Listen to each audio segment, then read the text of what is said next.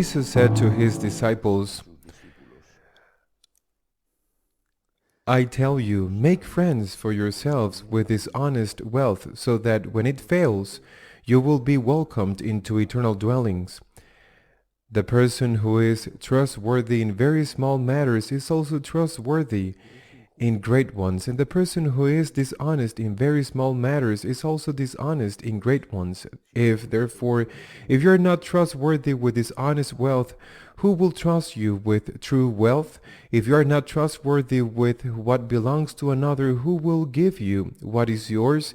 No servant can serve two masters. He will either hate one and love the other, or be devoted to one and despise the other. You cannot serve God and Mammon. The Pharisees who loved money heard all these things and sneered at him. And he said to them, You justify yourselves in the sight of others, but God knows your hearts. For what is of human esteem is an abomination in the sight of God. The Gospel of the Lord. Today, the Catholic Church in Spain, following the lectionary of the Spanish Episcopal Conference, which may be different than other regional Episcopal conferences, celebrates the memory of some of the many martyrs of the Spanish Civil War who were already beatified and canonized. These people were martyred because of the hatred of the communists, anarchists, and socialists felt toward the Catholic Church. Of the murders took place during the Spanish Civil War, but in reality these people had nothing to do with the war and were killed not because they were militants who belonged to a political group that rose up against the Republic, but because they were simply priests, religious men and women, sometimes lay people. A group that was targeted was Catholic Action, who were attempting to encourage a Catholic influence on society, trying to counter the anti-clerical government. Among the martyrs is Father Pedro Poveda, whose memory we celebrate today. Why the hatred against the Church? Why the hatred against Christians? Why the hatred against people who had not harmed anyone and who were truly saints? They prove it by accepting their martyrdom, and they prove it by forgiving those who were martyring them. There are so many cases in Spain, and not only in Spain, so many cases of persecution, of bloody tortures, of dreadful things. I remember how my father used to tell me what they had done to a priest from a small town near Madrid. My father spent the Civil War as a teenager in Madrid, and near where he lived, they killed some nuns and several priests. He told me how this priest had been buried alive, leaving only his head up in the air. And they played a game where they rolled heavy steel balls, trying to get the ball closest to the pin, and they used his head as the pin, they're forming his face, and ultimately killing him. Or that case of some nuns who were working in a hospital. They were dedicated to attend the sick, who in this case were all socialists and communists. They came wounded from the war, and they attended to them and cured them. And as soon as they were no longer needed, the same ones who had received the healing of their hands, they themselves killed them.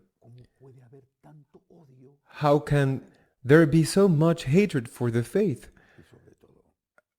Above all, why has the hatred not diminished? Because generations have passed and the hatred continues to exist.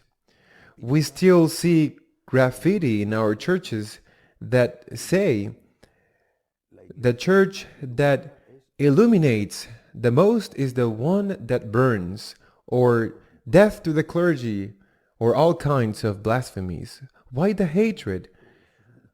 We are not rich. We are not arrogant. We are not people who do evil. Why the hatred? Why so much hatred? Because those people, God knows what was in their hearts, were instruments of the devil, the same as today. God will know to what extent they were aware of it, and we have to repeat the words of the Lord, forgive them, for they know not what they do.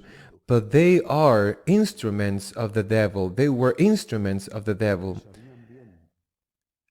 And they knew well that by harming the priests, or the nuns, or the laity who led an exemplary life, they knew well that in this way they were doing great harm to God and to the work of evangelization.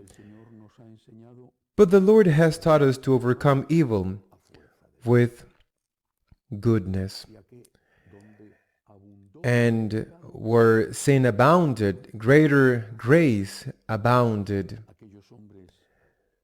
Those men who exposed their breasts to bullets and who died saying, "Long live Christ the King," those women who preferred to die to Christ with their blood spilled than anything else, those are our heroes, and they are also our example. To love Christ to the point of losing one's life even in the midst of dreadful tortures. To love Christ knowing that we will be with Him for all eternity. And out of love for Christ to love our enemies, pray for them, even if it seems that our prayers have no effect, because their hatred is not appeased, not even by torture or blood. It is not appeased by violence, and it does not diminish with the passing of the years. But we have to do our part well by loving and forgiving our enemies. We have to leave it in the hands of God, who is the Lord who knows all His justice. Let us imitate the martyrs who were ready to give their lives, to give their honor, to give all that we have rather than betraying Him. And let us ask the first of all martyrs, Jesus Christ, to give us the strength to be witnesses of the love we have for Him and of what He deserves. May He give us the strength above all, if the moment of martyrdom comes, the martyrdom of losing our honor or the martyrdom of losing our life. Amen.